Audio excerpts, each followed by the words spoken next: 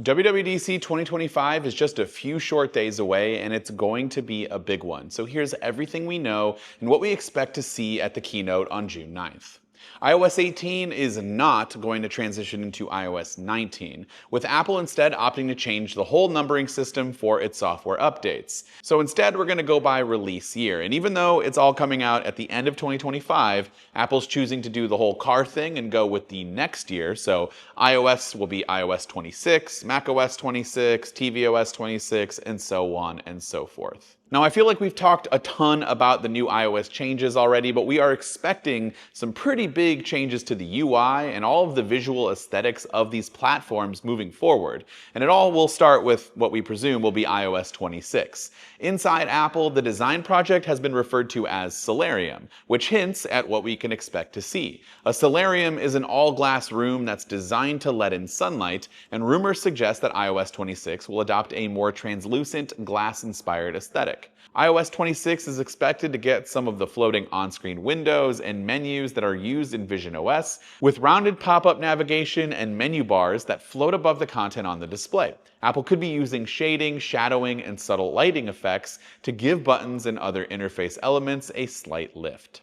App icons could be rounder, notifications, menus and apps, search bars, card-style interfaces, and other parts of the iOS user interface could have more rounded corners than what we're used to.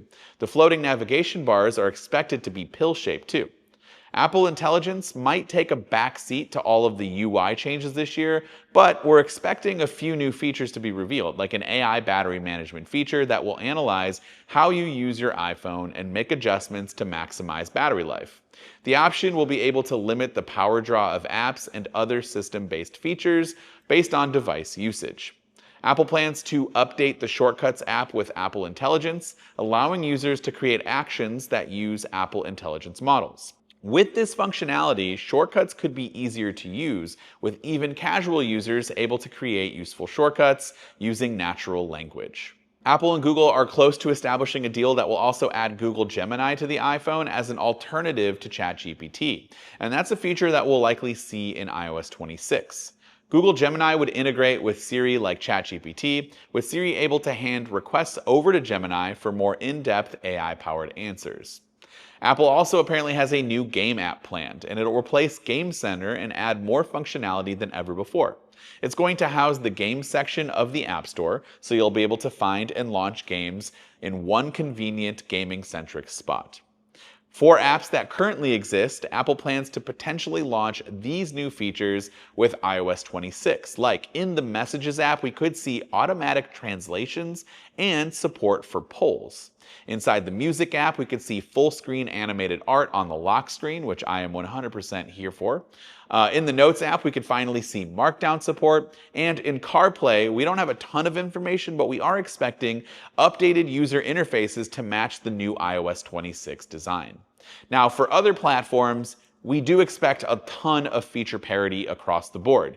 And so I think a lot of the updates are going to be more so what we saw in iOS 26, be sprinkled on down to iPadOS, macOS, etc. So we don't know a lot of those platform-specific features, but we'll try to go over a couple of the things that we've heard so far. So with iPadOS, we can start there. Obviously, that's going to be the closest relation to iOS 26, but Apple is rumored to be working on some new specific features that will make iPad experience more like using a Mac. So that'll introduce improved productivity, new multitasking features, and expanded window management options. iPadOS 26 may also have a Mac-like menu bar, and this would happen when it's connected to a Magic Keyboard. Plus, Apple is apparently adding a new Read Calligraphy pen option for Apple Pencil users that need to write in Arabic script. Now, as for macOS 26, the info is very scarce here, but the only specific thing we have is the name of the new macOS operating system, and that it could be named macOS Tahoe, based off the popular lake between California and Nevada called Lake Tahoe. Now, as I mentioned before, visionOS, tvOS, watchOS, We'll share a lot of those new design updates and feature parity across the board. So all of the details on those specific features, again, we just don't have, but we do have some new interesting news around the long-rumored Home OS possibility. An apparent shell company known as Home Operations Suite LLC has submitted trademark applications for Home OS in a handful of countries in recent months. A priority filing was made in Liechtenstein in October of 2024, and additional filings were made in United States, Argentina, Peru, and a few other countries in April of this year. There could perhaps be something bigger on the horizon here, or it could be nothing. But Apple has definitely done this tactic before, created shell companies to kind of hide some of these filings. This recently happened with visionOS in the last couple of years. So could we potentially see Home OS launched at WWDC, and this could be paving the way for the long-rumored smart home hub? But if I was a betting man, I'd probably say no, but this certainly does add a little bit of excitement to what is already going to be a massively exciting week. WWDC is by far my favorite event. I've said this a million times, and I cannot wait to see what's going to unfold on Monday, June 9th at the keynote. And if you want to watch this keynote, you can do so on all of Apple's platforms, YouTube channel, the website.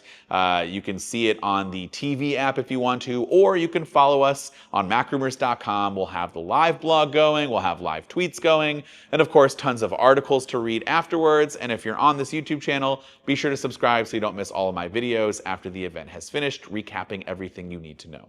But of course, would love to hear from you in the comments down below. What are you excited about? What features are you hoping to see? Go ahead and let me know down in those comments. This has been Dan with MacRumors. Thanks so much for watching. I look forward to seeing you around in the next video.